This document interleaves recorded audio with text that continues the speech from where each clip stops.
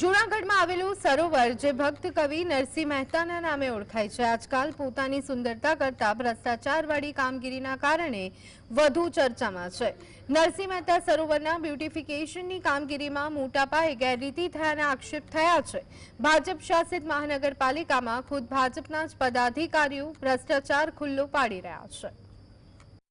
જૂનાગઢની આન બાન શાન સમાન નરસિંહ મહેતા સરોવર। નરસિંહ મહેતા જેમણે વૈષ્ણવજન તો ગાઈને નિષ્કલંક ભક્તિનો માર્ગ બતાવ્યો, તેમના નામનું સરોવર આજે ભ્રષ્ટાચારના આરોપોની હારમાળામાં સજાયું છે। એવું લાગે છે કે બ્યુટિફિકેશનના નામે કરોડોનું બજેટ ફાળવાયું, પણ તેમાંથી મોટો હિસ્સો કોન્ટ્રાક્ટરો, અધિકારીઓ અને રાજકારણીઓના ખિસ્સામાં ડાયવર્ટ થઈ ગયો। આખી કામગીરીમાં કેટલી હદે ગેરરીતિ ચાલે છે તેનો ખુલાસો ખુદ મહાનગરપાલિકાની બાંધકામ શાખાના ચેરમેન જયેશ બોગરાએ કર્યો। તેમણે ભ્રષ્ટ અધિકારીઓ સામે કાર્યવાહી કરવાની માંગ કરી। કાલે મેં જોતા મને એવું ખૂબ એવું લાગ્યું કે આ પ્રજાના પરસેવાના પૈસાનું આ લોકો પાણી કરી રહ્યા છે। એટલે હવે આવનાર સમયમાં હું આના માટે કમિશનર શ્રી, એમએલએ સાહેબ અને સીએમ સાહેબ ત્યાં સુધી હું રજૂઆત અને ફરિયાદ કરીશ કે આની અંદર જે કોઈ ગુનેગાર હોય, જે કોઈ પણ હોય, અધિકારી હોય, જે કોઈ હોય, કોન્ટ્રાક્ટર હોય, એમની ઉપર ફોજદારી પગલાં લેવાય અને એમને સસ્પેન્ડ કરવા પડે તો સસ્પેન્ડ કરો।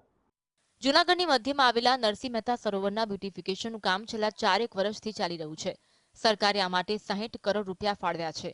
આખી કામગીરી 2 તબક્કામાં ચાલી રહી છે। અત્યારે આ કામ પૂર્ણતાના આરે છે, પરંતુ આખી કામગીરીમાં ભ્રષ્ટાચાર ડોક્યું કરી રહ્યો છે।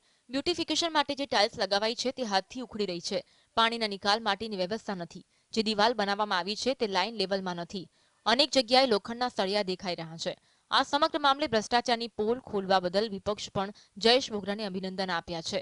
અંગે સ્ટેન્ડિંગ કમિટીના ચેરમેને જણાવ્યું હતું કે ભ્રષ્ટાચારવાળી કામગીરી બિલકુલ ચલાવી નહીં લેવાય।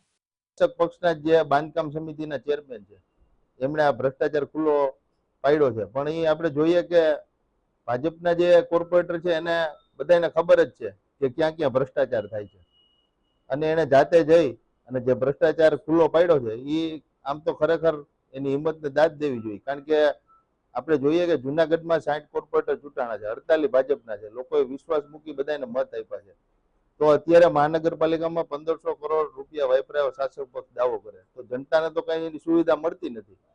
વાત છે નબળા કામની, તો નબળું કામ બિલકુલ ચલાવી નહીં લેવામાં આવે। અને જે અમારા પ્રતિનિધિઓએ પણ કાલે ત્યાં મુલાકાત કરી હતી, તો અમે જ્યારે મુલાકાતે ગયા હતા ત્યારે અમને એમ કીધું હતું કે આ ટાઇલ્સ છે એ અમે ખાલી અત્યારે ટેમ્પરરી લગાવીએ છીએ। જો એ મતલબ ચોટશે ને સક્સેસ નહીં જાય તો અમે બીજી પછી લગાવવાનું પેલું કરશું। એટલે આવી વાત અમને અમારી સાથે જે અધિકારીઓ હતા એણે અમને કરી હતી, એન્જિનિયરના અધિકારીઓ એને કરી હતી। એટલે મારું આ તક એવું જ કહેવાનું છે કે નબળું કામ છે એ બિલકુલ ચલાવી લેવામાં નહીં આવે। જૂનાગઢમાં વિકાસના કામમાં ચાલતા લોલમલોલમાં એક બાદ એક નેતાઓ જ ભાજપનો ભ્રષ્ટાચારનો ભૂરિંગ ખુલ્લો પાડતા રાજકારણમાં ચર્ચાનો મુદ્દો બન્યો છે। હિરેન ધકાણ, GSTV, જૂનાગઢ।